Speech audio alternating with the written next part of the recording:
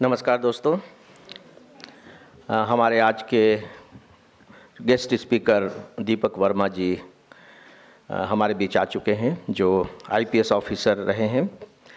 मैं एकेडमी के अपने सहयोगियों की तरफ से आप सभी अपने प्यारे विद्यार्थियों की ओर से और अपनी ओर से दीपक वर्मा जी का यहाँ बहुत बहुत हार्दिक रूप से स्वागत करता हूँ।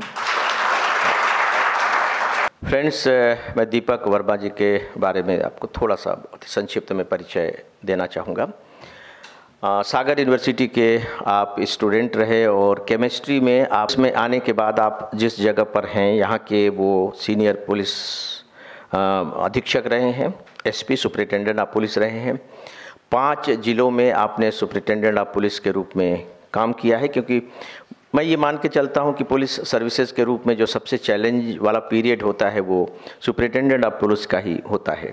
इसके बाद फिर आप अलग अलग पदों पर काम करते रहे और एक बहुत अच्छी बात है कि आपको अपने काम के लिए बाकायदे राष्ट्रपति के पुलिस पदक से भी सम्मानित किया गया है। ऐसे अधिकारी जो बहुत ही अपराइट ऑफिसर रहे हैं, जिन्हें बहुत ही सम्मान की दृष्टि से देखा जाता है, जिनको जो जिम्मेदारी दी गई सरकार के द्वारा पूरी निष्ठा के साथ, जिन जिम्मेदारियों को जिस ऑफिसर ने पूरा किया है, उनमें दीपक वर्मा जी का नाम आता है। मैं उनसे अनुरोध करूंगा कि वो आपसे सर्विसेज के बारे में, पुलिस सर्विसेज के बारे में, पुलिस सर्विस से रिलेटेड और जो दूसरे जो इश्यूज़ होते हैं उनके बारे में बातें करें। पहले वे अपनी बात रखेंगे और बाद में अगर समय इजाज़त देगा तो फिर प्रश्न उत्तर का हम लोग सेशन रखेंगे। तो Deepak Verma ji. Thank you doctor Vijay Agarwal sir. मुझे बड़ी खुशी हुई है कि आपने मुझे मौका दिया आज भारत के भावी ब्यूरोक्रेट्स के सामने अपनी बात रखने का। मैं उम्मीद करूंगा कि आप में से काफ़ी लोग, मैं चाहूँगा सभी लोग, पर कम से कम काफ़ी लोग एक अच्छे ब्यूरोक्रेट्स के रूप में अपनी पहचान बनाएं और मेहनत करेंगे तो निश्चित रूप से सफलता प्राप्त होगी। डॉक्टर विजय अग्रवाल साहब बहुत अच्छा काम कर रहे हैं। 15 दिन में आपको कम से कम रास्ता दिखाते हैं कि आप उस रास्ते पर आगे जाके कैसे सफलता प्राप्त कर सकते हैं। मैं उम्मीद करता हूं आप उनकी बातों को बहुत ध्यान से सुन रहे होंगे और निश्चित रूप से आपको एक रास्ता मिलेगा जो आपको भावी ब्यूरोक्रेट्स के रूप में स्थापित करेगा। मित्रों, आज मैं आपसे बात करूंगा मोस्टली, चालू करना माइक को, पुलिस के बारे में आप चर्चा करना चाहूँगा। मैं कुछ आपसे ऐसे टॉपिक्स कवर करूँगा। पुलिस एक बहुत वाइड सब्जेक्ट है। हम यहाँ बैठ के अगर आईपीसी, सीआरपीसी, एविडेंस एक्ट की बात करना चाहेंगे तो 1-1.5 घंटा भी कम पड़ जाता है। मैं आपसे बातें करना चाहूँगा पुलिस की छवि के बारे में, पुलिस के रोल के बारे में, पुलिस कैसे काम करती है और उसमें पब्लिक का क्या योगदान हो सकता है। समय मिलेगा तो हम आपसे बात करेंगे नक्सल प्रॉब्लम्स के बारे में, इंटरनल सिक्योरिटी के बारे में, टेररिज्म के बारे में, और आपके सभी सवालों का जो भी आपको पुलिसिंग संबंधित होंगे उसका मैं स्वागत करता हूं। पुलिस बहुत वाइड सब्जेक्ट है। इंडिया में police, father of the police किसको कहा जाता है, तो बता सकता है? Lord Cornwallis. आपने नाम सुना होगा। लॉर्ड कॉर्नवालिस को हम फादर ऑफ द पुलिस कहते हैं। 1791 में लॉर्ड कॉर्नवालिस पहले व्यक्ति थे जिन्होंने की एक थाना और चौकियों की स्थापना की थी। परंतु वो थाना और चौकियाँ सफल इसलिए नहीं हो पाए किसी चीज़ में कि उन्होंने बना तो दिए थे कि यहाँ चौकी रहेगी, यहाँ पुलिसिंग चलेगी, लेकिन कोई एक्ट, कोई कानून नहीं था, इसलिए उसको सफलता नहीं मिल पाई। लॉर्ड कॉर्नवालिस को हम father of modern day civil service के नाम से भी जानते हैं, क्योंकि जो रेवेन्यू सिस्टम चल रहा है इसमें जो परमानेंट सेटलमेंट है इसकी स्थापना भी लॉर्ड कॉर्नवालिस ने ही की थी। और इसके बाद जब लॉर्ड कॉर्नवालिस यहाँ से चले गए, मैं आपको ये क्वेश्चंस कुछ जीके भी काम आ सकते हैं, तो इसके बाद वो अमेरिका गए अमेरिका ब्रिटेन के खिलाफ लड़ाई लड़ रहा था, वहाँ उन्होंने एज ए सोल्जर वहाँ काम किया और अल्टीमेट सरेंडर किया। तो ये उनकी कहानी। इंडिया के बाद उनको ब्रिटेन में जाके काम करना पड़ा। पुलिस वर्ड आया कहाँ से? पुलिसिंग जो है मुश्किल से मुख्यतः 3 एस्पेक्ट से आती है, 3 चीज़ों से पूरी पुलिस चलती है। पुलिस एक्ट वो चीज़ है जो ये बताती है कि पुलिस काम कैसे करती है। 3 कानून आईपीसी, सीआरपीसी और एविडेंस एक्ट इस पूरे पुलिस सिस्टम को चलाते हैं। पुलिस एक्ट जो है उसमें सेक्शन 1 जो है उसमें पुलिस के बारे में डिफाइन किया गया है कि पुलिस क्या है। सेक्शन 1 आप पढ़ेंगे पुलिस एक्ट 1861 का, तो उसमें पुलिस के अलावा सिटी मजिस्ट्रेट, डिस्ट्रिक्ट मजिस्ट्रेट्स, इन सब की भी डेफिनेशंस दी गई हैं। जो भी व्यक्ति पुलिस एक्ट के अंतर्गत भर्ती होता है वो एक पुलिस ऑफिसर होता है। सेक्शन 8 के अंतर्गत सभी पुलिस ऑफिसर्स को एक सर्टिफिकेट दिया जाता है जो नया रिक्रूटमेंट होता है, कि वो उस पर लिखा रहता है सेक्शन 8 ऑफ पुलिस एक्ट 1861 कि ये एक पुलिस अधिकारी है।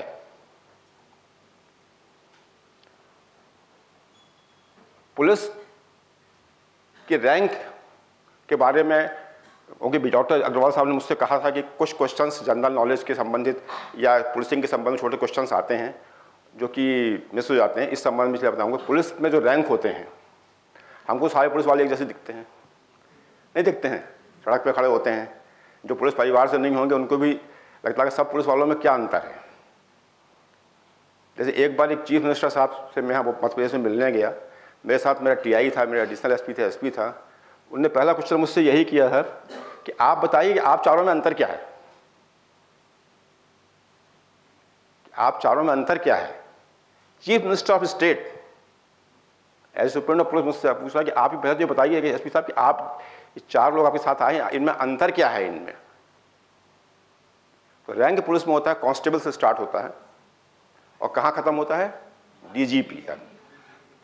कांस्टेबल जो होता है उसकी वर्दी सिंपल होती है, उस पर कोई स्टार नहीं होता है, कुछ नहीं होता है, सिंपल वर्दी पहनता है। हेड कांस्टेबल साइड में फीती लगाता है। फिर आता है एएसआई, जिसके पास एक नीले लाल रंग की रिबन के साथ कितने स्टार होते हैं? 1 स्टार होते हैं। Sub inspector 2 star, TI, DSP 4 star. किसने बोला?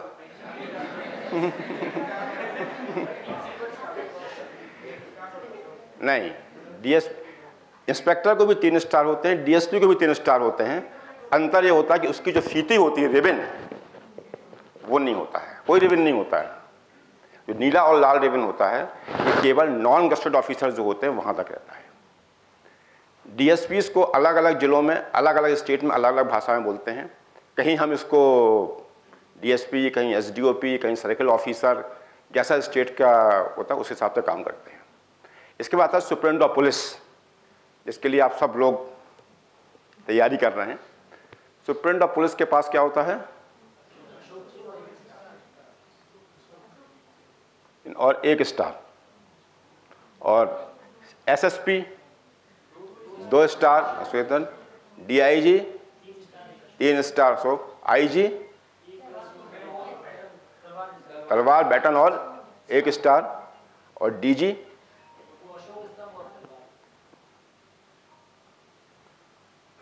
अशोक स्तंभ और तलवार। ये इतने रैंक होते हैं। गाड़ियों पे भी स्टार लगते हैं। किस रैंक से गाड़ी में स्टार लगते हैं? कांस्टेबल गाड़ी में कितने स्टार लगते हैं? एक भी नहीं लगता है। मोटरसाइकिल तो होती है उसके पास। उस पर लिखता है पुलिस, सबसे बड़ा स्टार होता है उसका। होता कि नहीं होता है? स्टार लगाने की सिस्टम होता है डीआईजी से स्टार्ट होता है। डीआईजी गाड़ी में 1 स्टार लगता है, आईजी गाड़ी में 2 स्टार लगता है, और डीजी की गाड़ी में, या एडिशनल डीजी और एडिशनल डीजी के बीच में हमने एक रैंक कम किया है। दोनों इक्विवेलेंट रैंक हैं। जैसे कि सुप्रीम कोर्ट का चीफ जस्टिस और ऑल जस्टिस इक्वल होते हैं। कहा जाता है कि वो इन सभी 35 जस्टिस में सुप्रीम है। ये चीफ है इसलिए चीफ जस्टिस ऑफ इंडिया हो गया, पर पावर्स वही रहते हैं। इसलिए डीजी, एडिशनल डीजी 35, 40, 30, 25 कितने भी हो सकते हैं। उनका सबसे का जो बॉस होता है वो डीजीपी होता है। आईजी गाड़ी में 2 स्टार, डीजी गाड़ी में 3 स्टार, और इंडिया में केवल एक अधिकारी होता है जिसकी गाड़ी में 4 स्टार लगते हैं। कौन बताइए? डायरेक्ट इंटेलिजेंस ब्यूरो, बट उसकी गाड़ी में 4 स्टार लगते हैं, बाकी सभी गाड़ियों में 3 स्टार लगते हैं। आईपीएस की जो सर्विसेज होती हैं वो रेगुलेट होती हैं मिनिस्ट्री ऑफ होम अफेयर्स के द्वारा, और स्टेट सर्विस में सिलेक्ट होते हैं उनकी होती है स्टेट कैडर द्वारा। पर आईपीएस सिलेक्ट होता है, उसका जब उसके स्टेट में भेज दिया जाता है तो उसकी पूरी नौकरी एक प्रकार से वो स्टेट का ऑफिसर बन जाता है, क्योंकि उसकी पूरी सर्विसेज जो होती हैं उसको कंट्रोल कौन करता है? स्टेट का चीफ मिनिस्टर और स्टेट का डीजीपी, अनलेस और अनटिल जब तक कि वो डेपुटेशन पे दिल्ली नहीं जाए।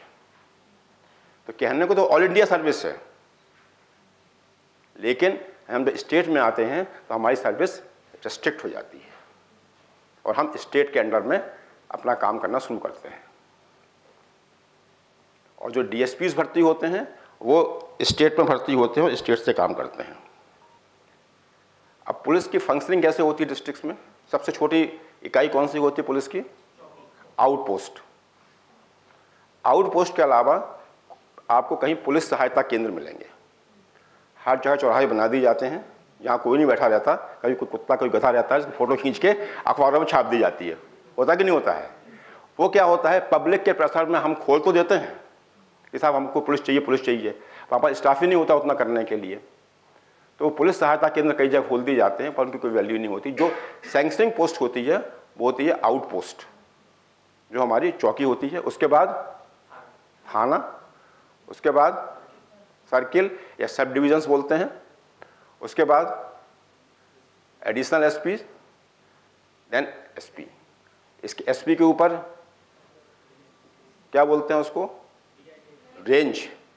एक रेंज के अंतर्गत 3-4 एसपी होते हैं। उसके ऊपर होता है जोन, जिसमें आईजी या आजकल तो कई जगह एडिशनल डीजीज भी रहते हैं।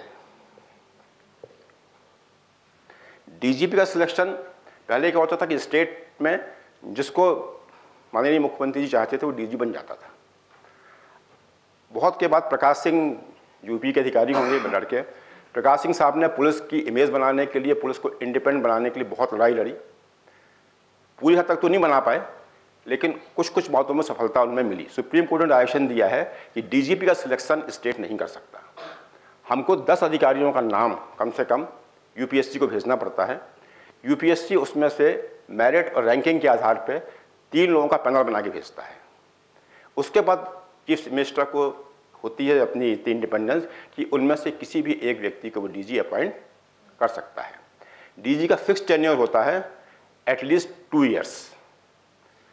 रिटायरमेंट एज कितनी है? 60 ईयर। अगर 59 ईयर्स और 364 डेज के दिन भी कोई डीजी बनता है तो वो कितने दिन नौकरी करेगा? 2 साल।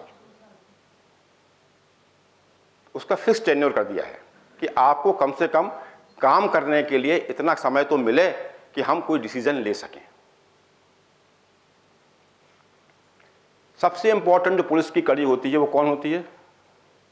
सबसे इंपॉर्टेंट जो पूरा पुलिस सिस्टम चलाता है वो होता है हमारा थाना प्रभारी, एसएचओ, जिसको हम टीआई साहब कहते हैं, जो ही दिखता है पूरे शहर में। एसएचओ सब इंस्पेक्टर या टीआई लेवल का अधिकारी होता है, परंतु सीआरपीसी की भाषा में लिखा है कि कोई भी व्यक्ति जो कांस्टेबल के लेवल के ऊपर का हो, अगर थाना प्रभारी मौजूद नहीं है और कोई भी अधिकारी नहीं है तो ही हैज़ द पावर, उसको वो सारे पावर हैं जो एक थाना प्रभारी को होते हैं। और आपको आश्चर्य होगा या पता भी होगा नहीं कि सीआरपीसी में सारे के सारे पावर सिर्फ थाना प्रभारी को दिए गए हैं, किसी भी एसपी को, किसी भी डीएसपी को, किसी को कोई पावर नहीं दिया गया है। सारे पावर किसको हैं? एसएचओ को। लेकिन हम उस पावर को एक्सरसाइज कैसे करते हैं?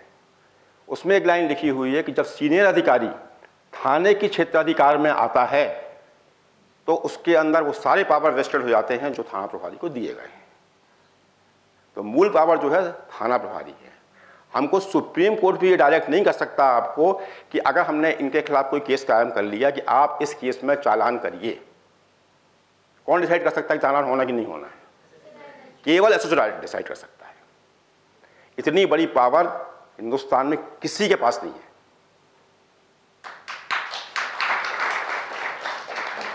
कोई भी कोर्ट हमको डायरेक्ट कर ही नहीं सकता कि आप इस केस पर, अपन जो अखबारों में पढ़ते हैं ना कि उन्होंने कहा 10 दिन में चालान पेश कर दीजिए, 50 दिन में चालान पेश कर दीजिए, ये जज साहब लोग जो बोलते हैं ना वहाँ पे, वो कागज पर नहीं लिखते हैं।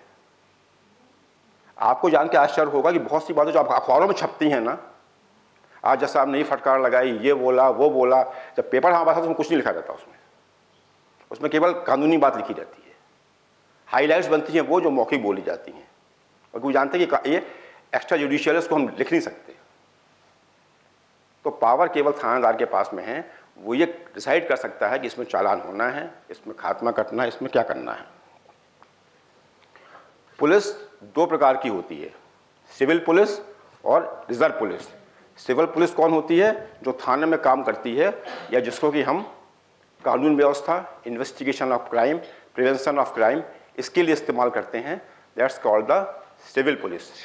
दूसरी होती है रिजर्व पुलिस, जो कि पीएससी कहीं बोलते हैं, कहीं एसएएफ बोलते हैं, राजस्थान में आरएसी बोलते हैं। ये जो चीज़ें हैं ये हमारी रिजर्व पुलिस है। ये जब कानून व्यवस्था की आवश्यकता पड़ती है या किसी इमरजेंसी होती है तब हम उनको बुलाते हैं। बाकी समय वो अपना आराम करते रहते हैं, बैठे बैठे, कोई काम नहीं रहता उनके पास। मेन काम होता है सिविल पुलिस का। ये कुछ छोटी सी बातें जो पुलिस की बारे आपको बताई।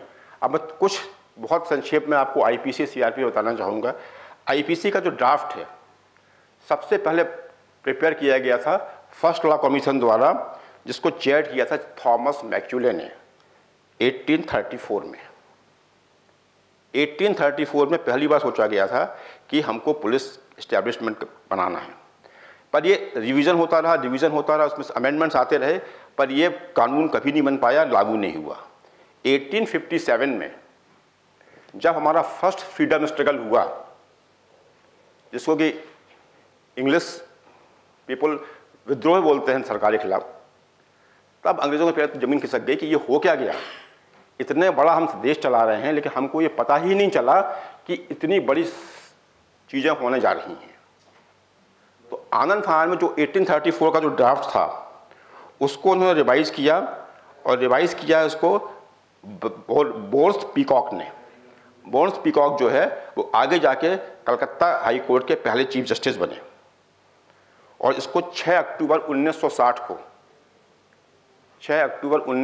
को इस आईपीसी को संसद से पास किया गया, और 1 जनवरी 1962 को इंडियन पेनल कोड के नाम से ये इस्टेब्लिश हो गया।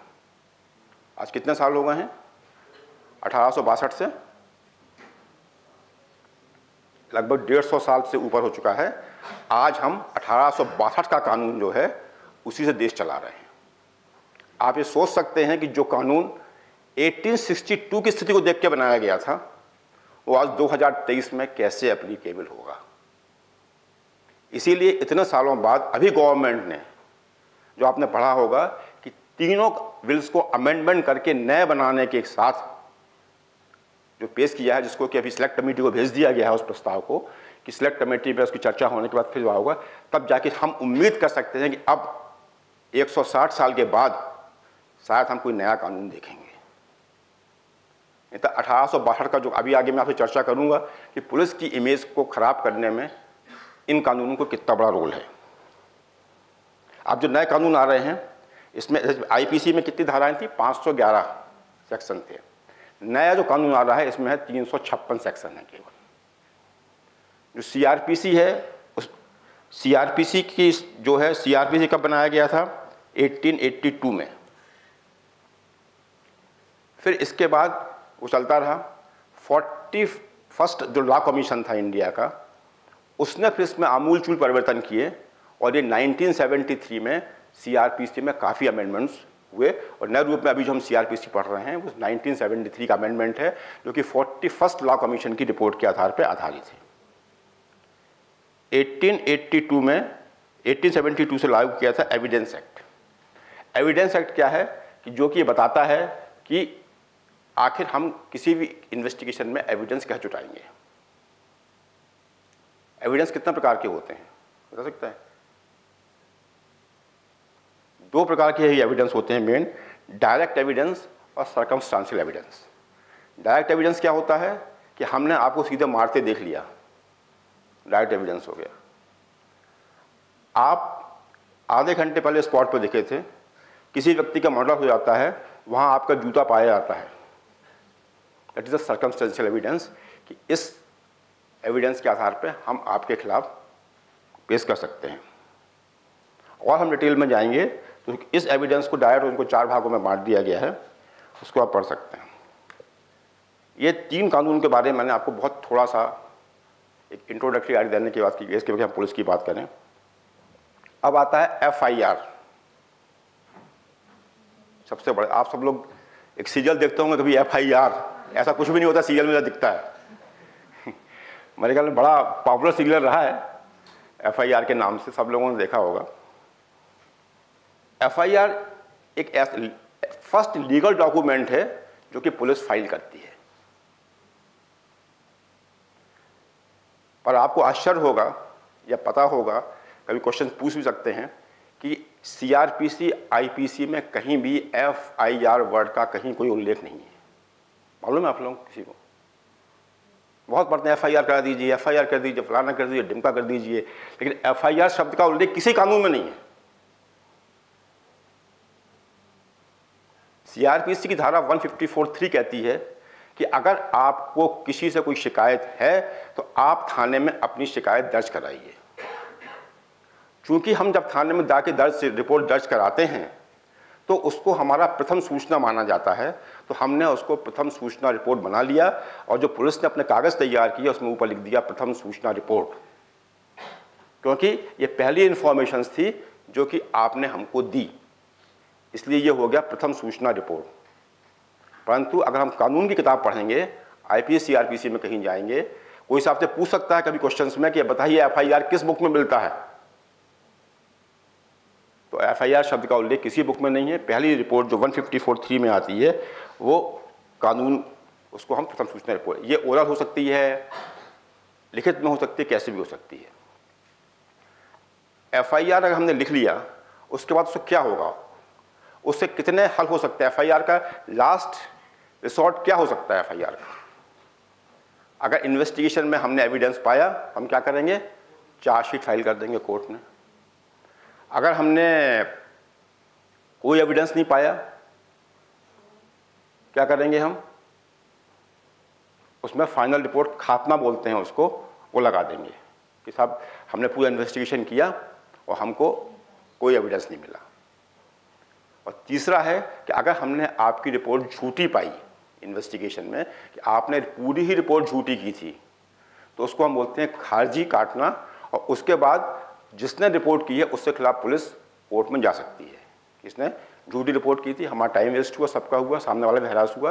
तो किसी भी FIR का 3 हल हो सकते हैं, चालान, खात्मा और खारिजी।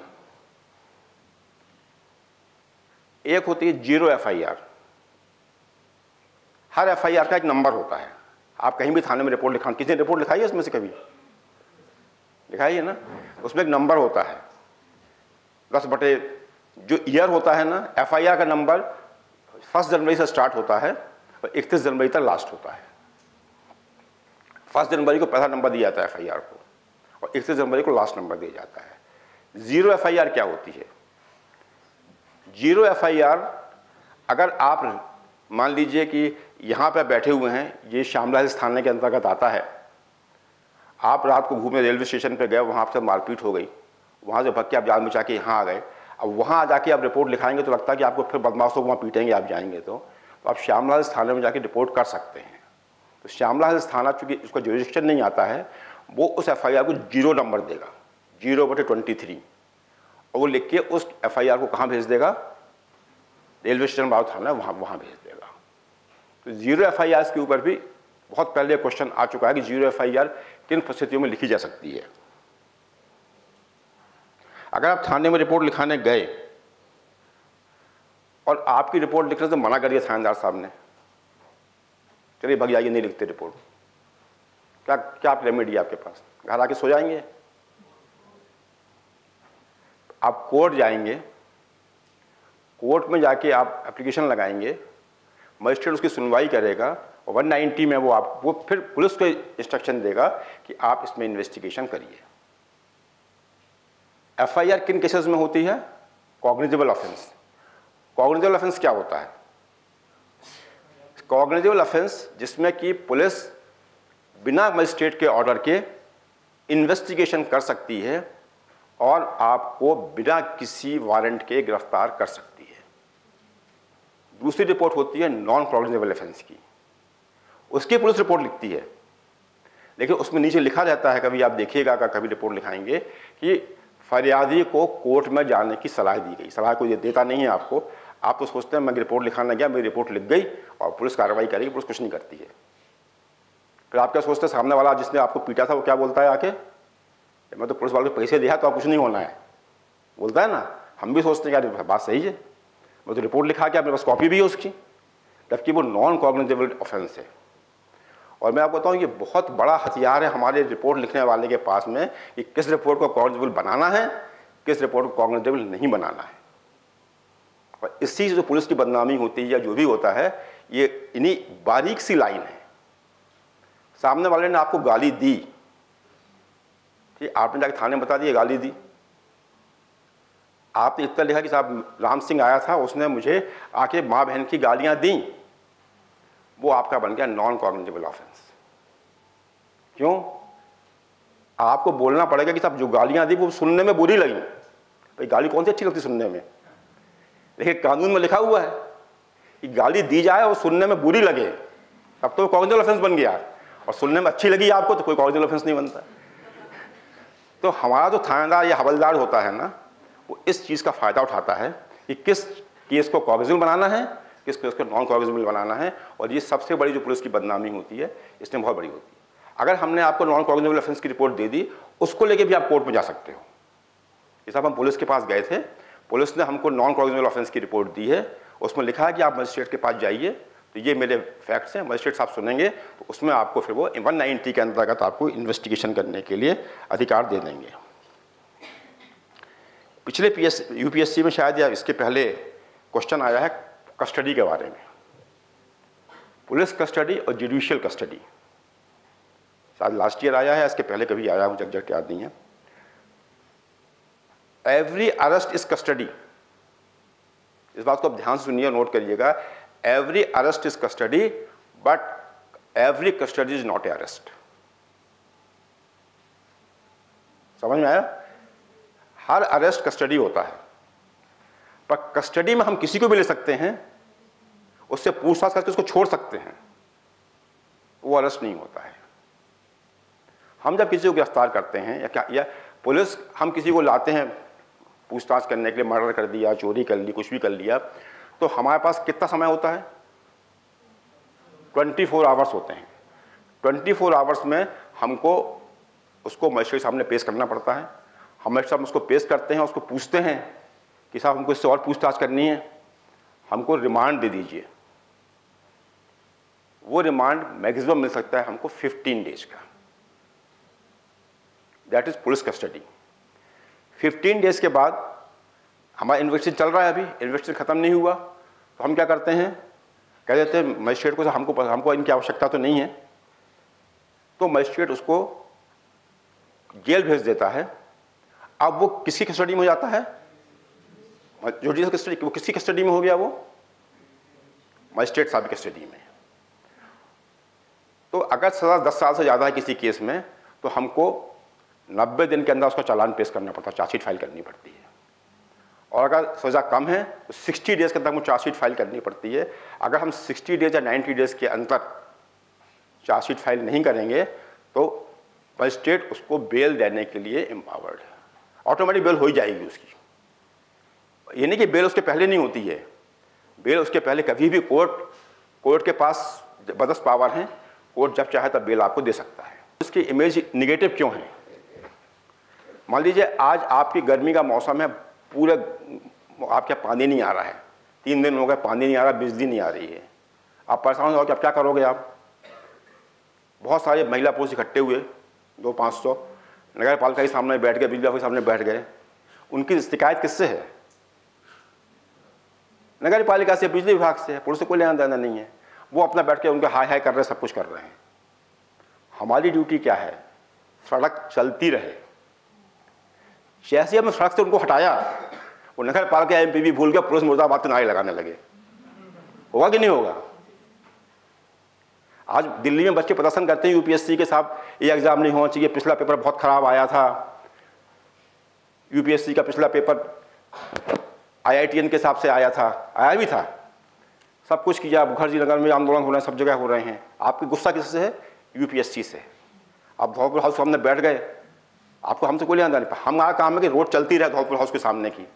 हम आपको हटाने गए तो आपने, उनको तो भूल गए यूपीएससी को, आप पुलिस के खिलाफ नारेबाजी करने लगे। तो वो इमेज किसकी खराब होती है? इमेज इसलिए कि हमारा काम कानून व्यवस्था बनाए रखना है। और हमारा देश ही एक ऐसा देश है जहाँ सबसे ज़्यादा हेड इंजरी से डेथ्स होती हैं। जितने लोग बीमारियों से नहीं मरते, उससे हेड इंजरी से मरते हैं। हमको बताना पड़ता है आपको कि श्रीमान जी आपकी जान खतरे में, आप हेलमेट लगा लीजिए, फिर भी नहीं लगाते हैं। हमने यहाँ 300 रुपये फाइन करवा दिया था भोपाल में पहले, तो पॉलिटिशियंस ने विधानसभा में प्रस्ताव पास किया कि साहब 50 रुपये फाइन किया जाए, गांव वाले परेशान होते हैं। तो हमने वही कहा कमेटी के सामने कि साहब हम तो चाहते हैं कि जान बचे। अरे नहीं बोले पुलिस परेशान, 300 रुपये फाइन बहुत ज़्यादा होता है। मैं एक जगह एसपी था, वहाँ एक मंत्री जी ने मुझे एक दिन फ़ोन किया कि सर आप क्या वहाँ रोज चेकिंग लगवा देते हैं? और हमने कहा साहब हाई कोर्ट में हमको आंकड़े देने, हाई कोर्ट ने पूछा है एसपी से कि उसने हेलमेट के बिना कितनी कार्रवाई की और क्या कर रहे हैं। तो बोले सर मैं आपको ऐसे पॉइंट बता देता हूँ, वहाँ से कोई नहीं निकलता, वहाँ चेकिंग लगवा दीजिए आप। मैंने उनको इस बात चिंता नहीं है कि आदमी सुरक्षित रहे। और एक यही सर रोशनपुरा चौराहे का एक केस है सर, हम हेलमेट गाड़ी चला रहे हैं, पीछे वाला हेलमेट लेके बैठा रहता है, पहनते नहीं हैं। तो यहाँ पे उसने क्या किया, पुलिस वाले को देखा, उसने हेलमेट लगाया, उल्टा लगा दिया और वो टकरा गया खंबे से जाके, वो खंबे से जाके टकरा गया, उसको 6 फ्रैक्चर हुए उसको। तो भाई जब हम हाथ में लिए तो लगाते क्यों नहीं? लड़कियां बोलती हैं सब हेयर स्टाइल खराब हो जाती है, कि सब हेयर स्टाइल खराब हो जाती है सब हेलमेट लगाने से। तो हमने तो यहाँ ये भी अभियान चलाया था, विश्वास मेरे पास अभी भी रिकॉर्ड में लाया नहीं, आपको दिखाता नहीं सर, कि हमने यहाँ क्या किया जब एसपी सिटी था कि हम चालान नहीं करेंगे, खासकर बच्चियों के चालान नहीं करेंगे। और 15-16 साल के जो बच्चे स्कूल जाती हैं, 9-10 में पढ़ती हैं, उनके पेरेंट्स के हमने उनके एड्रेस लेके चिट्ठियाँ भेजी, आपकी लड़की आज इस तारीख को इस स्कूटी नंबर से बिना हेलमेट के गाड़ी चला रही थी, इसके जान को भी खतरा है और इसकी एज भी इस चलाने की उसमें नहीं आती है। क्योंकि हमारे हिंदुस्तानी कल्चर में क्या है कि अगर हमारा 10 साल का बच्चा कार चलाएगा ना तो पूरे मोहल्ले को दिखाएंगे, अरे देखो साहब मेरा बेटा कार चला रहा है, भाई 10 साल की लड़की स्कूटी चला रही है। लेकिन हम भी भूल जाते हैं कि 18 साल का कानून केवल इसलिए बनाया गया है कि माइंड के जो ब्रेन के रिफ्लेक्सेस हैं वो 18 ईयर्स के बाद ही काम करते हैं। चलाना बहुत आसान है, लेकिन सामने से कोई गाड़ी आ जाए कुछ तो ब्रेन कैसे काम करेगा, वो ब्रेन डेवलप ही नहीं हो उतना। तो इसको हम नहीं सोचते, हम पूरे मोहल्ले को दिखाते हैं, आप हमारा 12 साल का बेटा है साहब, क्या कार चलाता, रात को स्टेशन छोड़ने गया था मेरे को, बोलते नहीं बोलते हैं। तो हमने जब चिट्ठियाँ लिखी तो आधे ने तो कोई उत्तर नहीं दिया। आज मेरे पास ऑन रिकॉर्ड में चिट्ठी अपने पास रखे हुए हैं वो, कि उनने लिख के दिया कि साहब गाड़ी मेरी, बेटी मेरी, आपको क्यों चिंता होती है। निर्भया केस में दिल्ली में जिस रूट पर बस घूमी थी निर्भया को लेके, उसके रास्ते में पड़ने वाले सारे पीसीआर वैन के पुलिस कर्मचारी सस्पेंड कर दिए गए कि साहब आपने क्यों नहीं देखा। आप बताइए, आप लोग पूरे शहर में घूमते हैं रोज, जहां भी आप रहते हैं, क्या संभव है कि हमको हर गाड़ी को रोक के देखते रहे अंदर क्या हो रहा है उसके? संभव है क्या? तो ये होता है कि प्रेशर में फिर पुलिस क्या होती है, पब्लिक में निगेटिव हो जाती है। हम तो ड्यूटी कर रहे थे, हम रात को मौजूद भी थे, अब बस में से पर्दे लगे हुए, बस जा रही है, अगर आप हर बस को रोक के चेक करने लगे तो आप बोले साहब परेशान कर रहे हो हमको आप। तो ये जो होती है ना, ये निगेटिव पुलिसिंग का एक बहुत बड़ा कारण ये भी है। केवल पुलिस की कॉलोनियां बनती जा रही हैं, लेकिन उस वक्त पुलिस बल तो बढ़ता नहीं है। अगर मैं आपको अभी बोल दूं, अभी 5:30 बज रहा है, मैं आपको अभी बोल दूं कि साहब अभी मेरे पास ऐसा आदेश आया है कि 5:35 से लेकर 5:50 तक जो भी घटना घटेगी क्राइम, वो क्राइम नहीं माना जाएगा, वो इम्यूनिटी है। यहाँ कोई नहीं मिलेगा, कोई जाके आईफोन की दुकान पर आईफोन उठा लेगा जाके, कोई जाके वहाँ दौड़ कर जाएगा, सब यहाँ से भाग जाएंगे, कुछ ना कुछ उठा लेंगे। क्यों? इम्यूनिटी है, हमको कुछ नहीं होने वाला है।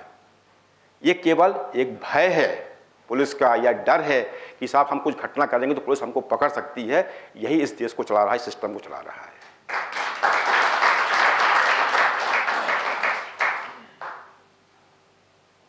हम क्या होता है, जैसे जितने हमारे हिंदू फ्रेंड्स यहाँ पे होंगे, आप देखिए हम हिंदुओं धर्म में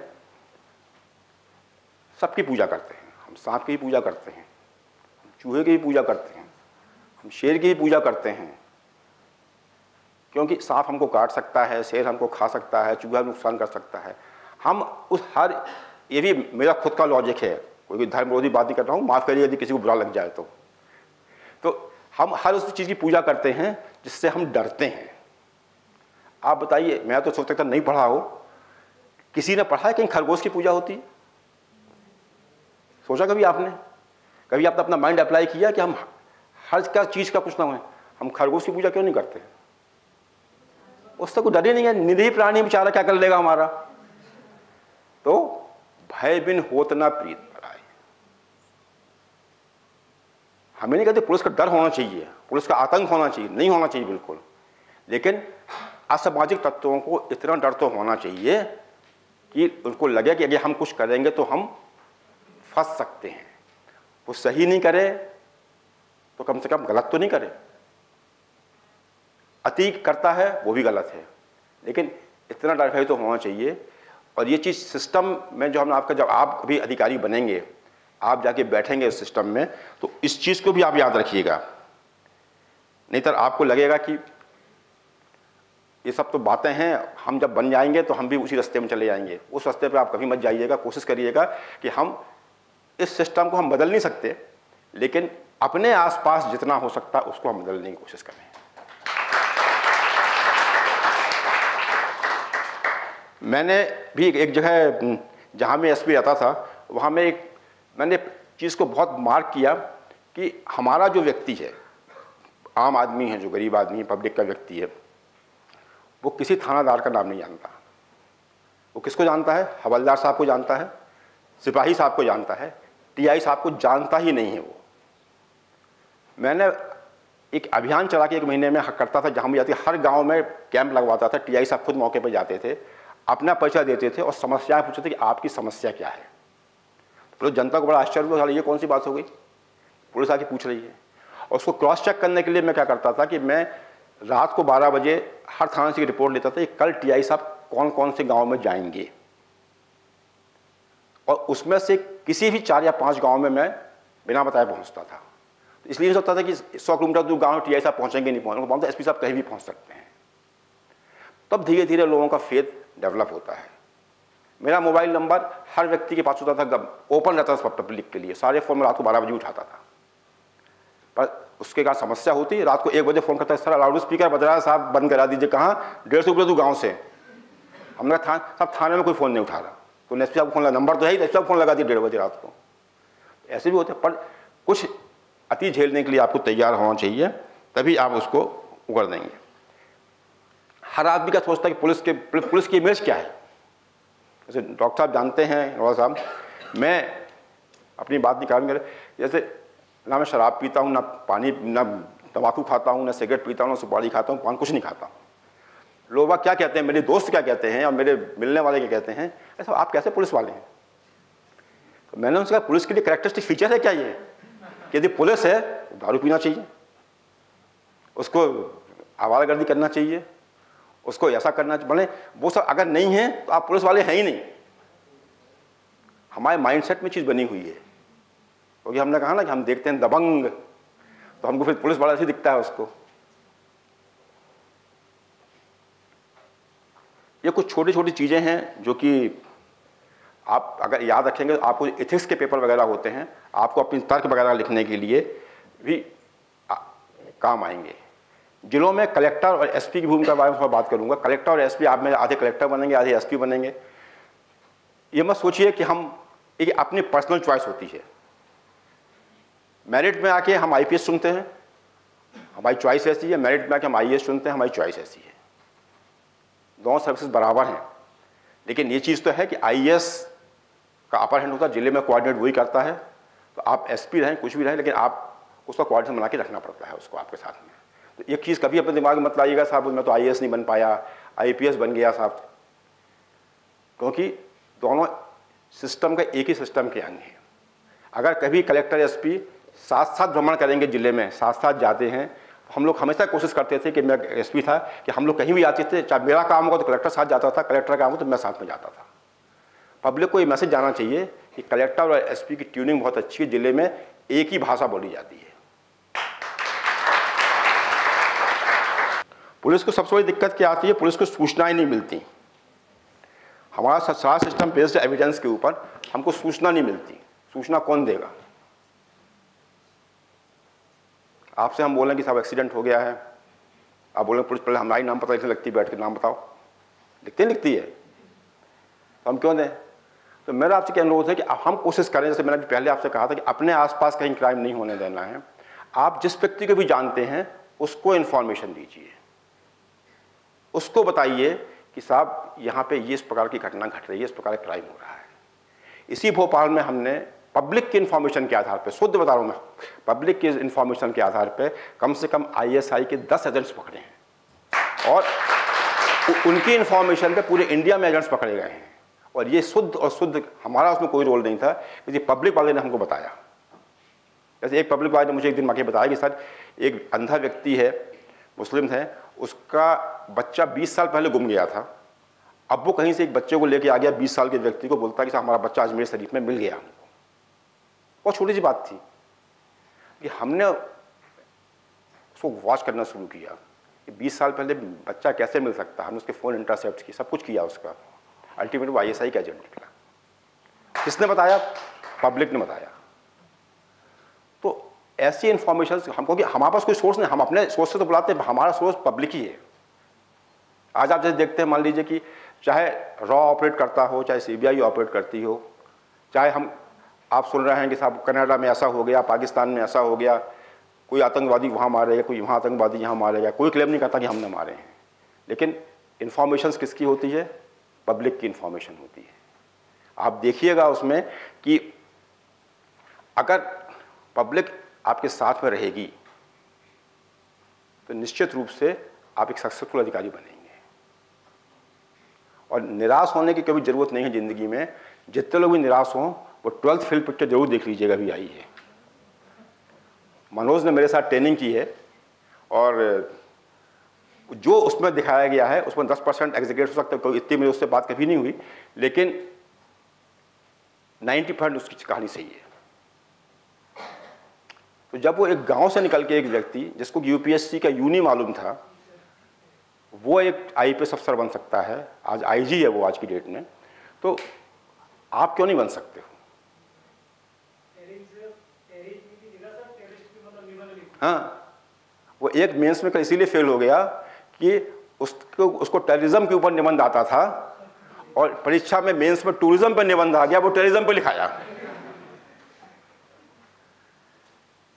सब समय मेरे जरूर देखिएगा, क्योंकि वो आपको मोटिवेशन का काम करेगी आपके लिए। आपको एथिक्स का पेपर होता है, उसके हिसाब से हम लोग बहुत सी चीज़ें ऐसी होती हैं जो हमको देखना पड़ती हैं। मान लीजिए एक बार यहाँ अंधों का जुलूस आ गया, आप विश्वास नहीं करेंगे, अंधों का जुलूस आया। अब अंधों के जुलूस में क्या करोगे आप? कितने अंधे थे? 10,000, पता नहीं कहाँ से ले आए थे पूरे इंडिया से इकट्ठे करके। हमने जब उनको रोका तो उनने अपने उससे डंडे से स्टिक रहती है ना, उसमें सब में उन्होंने बड़ी बड़ी कील लगा रखी थी। पुलिस वालों को खून आने लगा। वो चाह रहे थे, और टीवी वाले कहते सर क्या हो रहा है, इतना खा रहे, आप लाठीचार्ज कर दीजिए। कि अगर हम लाठीचार्ज कर देते उनके ऊपर तो नेशनल लेवल की न्यूज़ बनती है कि पुलिस ने अंधों पर लाठीचार्ज किया।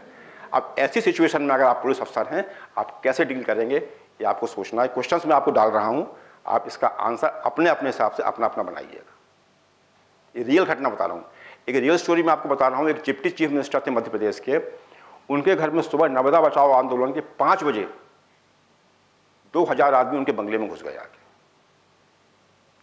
हम लोग जब तब भाईगा तो उनके हर कमरे में, बाथरूम में, बेचारे में, सब में घरे, कोई उनका बाथरूम यूज कर रहा है, कोई उनके शक्कर खा रहा है, कोई कुछ खा रहा है। अब वो एक कमरे में बंद।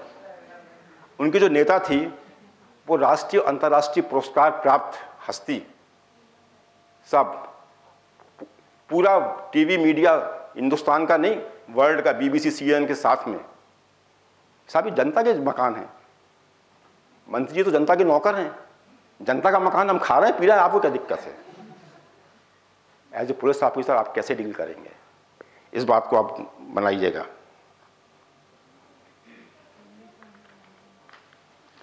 बहुत सारी क्रिमिनल घटनाएं जो अपने यहाँ होती हैं वो होती हैं वोट बैंक पॉलिटिक्स के कारण।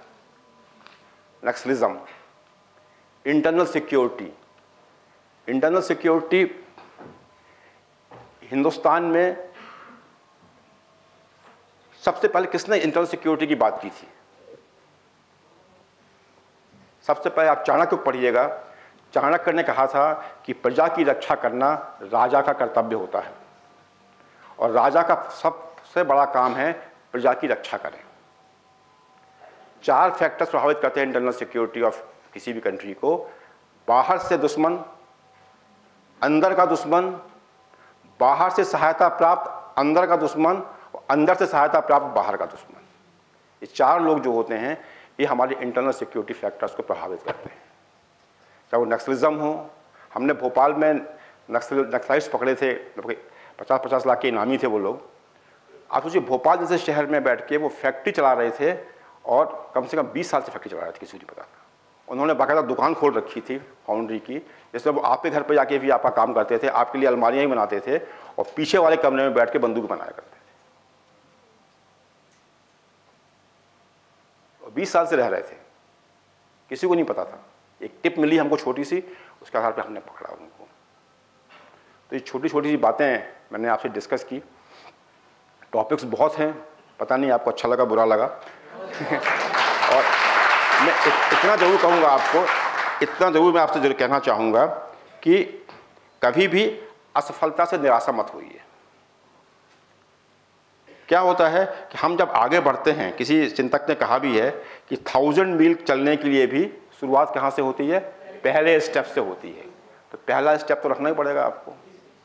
और दूसरी बात यह है कि अगर हम असफलता की सोचेंगे कि हम आगे नहीं बढ़ रहे हैं, सफलता कभी ज़िंदगी में नहीं मिलेगी। वो व्यक्ति कभी सफल हो ही नहीं सकता जो असफलता के बारे में सोचता कि असफल ना हो जाऊं कहीं, कोई क्या कहेगा। आप ही के बीच में से आप ही के दोस्त बोलते होंगे साहब इस लड़की का दिमाग तो खराब है, तो एसपी बनने की सोचती है। नहीं बोलते हैं साहब ये तो बताइए इनको तो क्या दिमाग है इनके पास में कि कलेक्टर बन जाएंगे? बोलते ही नहीं बोलते हैं, आपके बीच से बोलेंगे। और आप ध्यान रखिए इस चीज़ को, मैं लास्ट बार कह रहा हूँ कि जिस दिन आपका सिग्नेचर आपके ऑटोग्राफ में कन्वर्ट हो गया, आप सफल आदमी बन गए। Thank you very much. बहुत बहुत धन्यवाद दीपक वर्मा जी। आपने अपने एक्सपीरियंसेस के आधार पर पुलिस की जो कार्यप्रणाली है, पुलिस की अपनी जो लिमिटेशंस हैं, पुलिस के बारे में बनी हुई जो सही और गलत धारणाएं हैं, उनको बहुत खूबसूरती के साथ हम लोगों के सामने प्रस्तुत किया है।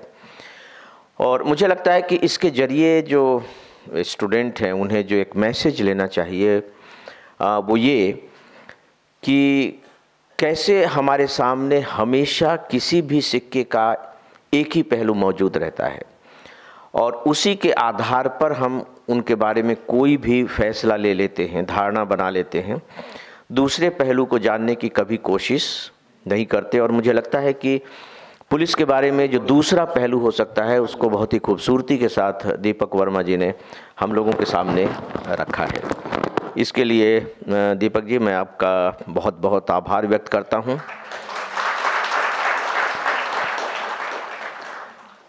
और मुझे ऐसा लगता है व्यक्तिगत तौर पर कि जब हम किसी चीज़ के एक्शन में आते हैं तो चीज़ें बिल्कुल बदल जाती हैं। डेफिनेटली अभी आप लोगों के करियर की शुरुआत है, अभी आप केवल किताबों से दुनिया को जान सके हैं, थोड़ा बहुत अपने आसपास के परिवेश से दुनिया को समझिए, लेकिन जब आप एक बड़े क्षेत्र में प्रवेश करेंगे जीवन के और जीवन के आपाधापी के, जब आपके सामने बहुत ही अलग अलग तरह के परिदृश्य होंगे, मुझे लगता है कि तब यदि आप कुछ धारणा बना सकेंगे तो वो धारणाएं सत्य के ज़्यादा करीब होंगी। हमारे फैमिली में भी जो धारणाएं बना लेते हैं, जो लोग धारणाएं बना लेते हैं, वो कोई जीवन के बहुत व्यापक संदर्भों से गुजरे हुए नहीं होते।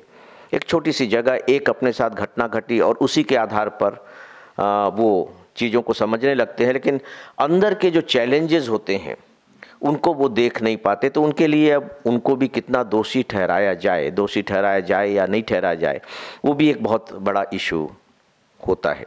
लेकिन एक बात तो मैं मानता हूँ, चाहे पुलिस के प्रति भय का वातावरण हो या पुलिस के बारे में करप्ट होने की धारणा हो, ब्यूरोक्रेट्स के बारे में अलग तरह की धारणा बनी है, पॉलिटिशियंस की तरह के बारे में अलग तरह की धारणाएं बनी हैं। मुझे शायद ऐसा लगता है कि उन धारणाओं को बनाने में शायद सामने वाले का उतना रोल नहीं होता है जितना हमारा खुद का रोल होता है। हम जैसे हैं उस तरह की हमको पुलिस मिल जाती है, हम जैसे हैं उस तरह के हमें ब्यूरोक्रेट्स मिल जाते हैं, और हम जैसे हैं उस तरह के हमें लीडर मिल जाते हैं। जिस दिन भारत के सिटीजन्स इस दृष्टि से सोचने लगेंगे, मुझे लगता है कि चीज़ों में बहुत तेज़ी के साथ बदलाव आना शुरू हो जाएगा। और आपने महसूस किया होगा कि दीपक वर्मा जी बार बार जो संकेत के तौर पर कह रहे थे, वो यही कह रहे थे कि एज ए सिटीजन्स आप क्या कर रहे हैं, है ना। और अगर किसी भी डेमोक्रेसी में सिटीजन इनर्शिया हो जाए, जड़ हो जाए, तो फिर वो डेमोक्रेसी कैसी है। वो तो फिर एक खोल है डेमोक्रेसी की, जो हम एक चुनाव के माध्यम से उस औपचारिकता को पूरा कर रहे हैं। तो आप सब सिविल सर्विस में अपीयर होंगे, तो मैं ऐसा समझता हूं कि पुलिस प्रशासन पर ही नहीं बल्कि पूरे के पूरे ब्यूरोक्रेसी पर या पूरे के पूरे हमारे तंत्र पर, व्यवस्था पर अपना निर्णय लेने के लिए, एनालिसिस करने के लिए दीपक वर्मा जी ने जो बातें कही हैं वो बहुत ही अच्छा इनपुट आपको उपलब्ध कराते हैं। तो दीपक जी, इसके लिए आपको बहुत बहुत धन्यवाद। एकेडमी की मैं पूरी टीम की ओर से, आप सभी अपने मित्रों की ओर से और अपनी ओर से आपके प्रति बहुत बहुत आभार व्यक्त करता हूं, और व्यक्तिगत रूप से इस बात के लिए धन्यवाद देता हूं कि आप इतनी दूर से वक्त निकाल करके यहाँ आए। आपका बहुत बहुत धन्यवाद। और फ्रेंड्स, अब इसी के साथ ही हम लोग आज के इस सत्र को यहीं समाप्त घोषित करते हैं। कल फिर मुलाकात होगी। Thank you very much to all of you. Thank you.